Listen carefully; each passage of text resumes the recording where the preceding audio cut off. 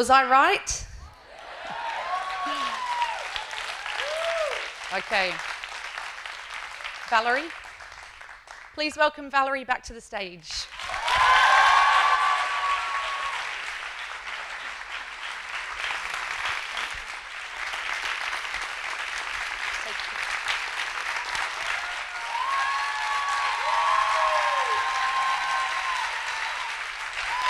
Thank you. So, Valerie, how long have you been doing this? 10 years. Wow. How have you made your way in the commercial world while continuing to express yourself as an artist?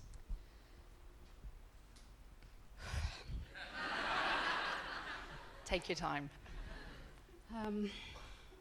That's a good question. I've asked myself a lot that question. For the first few years of my career, I was the only Cyr Wheel artist working as a freelance. For sure, that helps me a lot to break through the commercial world. As a woman and pioneer in my field, I encounter a lot of challenge. But the biggest one was to continue to grow as an artist, despite the repetition of my work. Because in the circus industry, we are generally valued for our ability to consistently repeat our act, not to create. For my part, creating is my passion. It's how I give voice to the poetry in my head.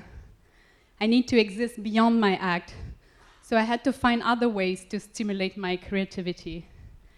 So I started to teach, to choreograph, I organized workshops, and I involve myself in different artistic projects, and that keeps my creativity alive. Great.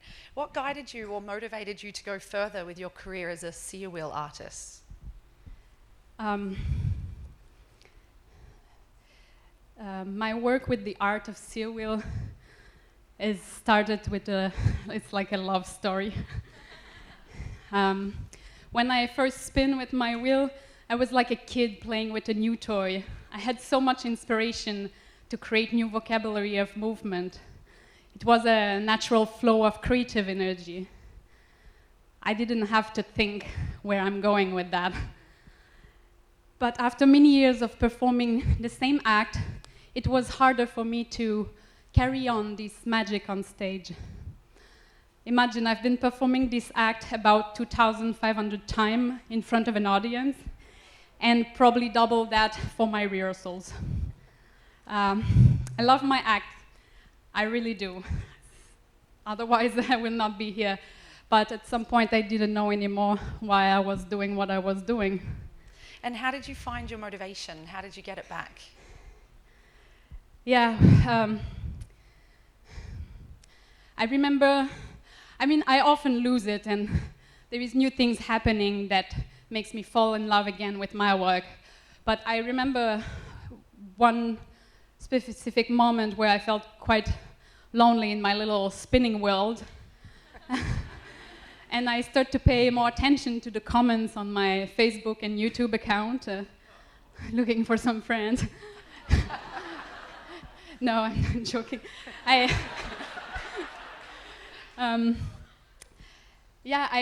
wanted to know what the public think about my work, and I was quite impressed.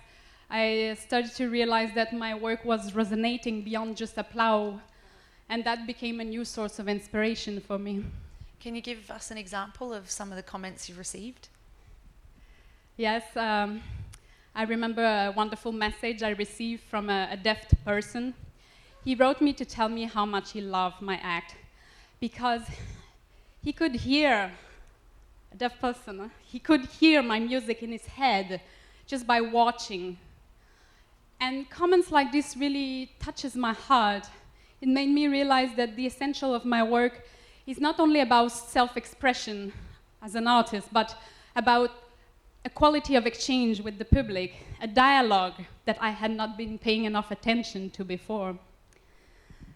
In essence, as we artists, we need to listen to our audience, because this is how we grow beyond the limit of a stage.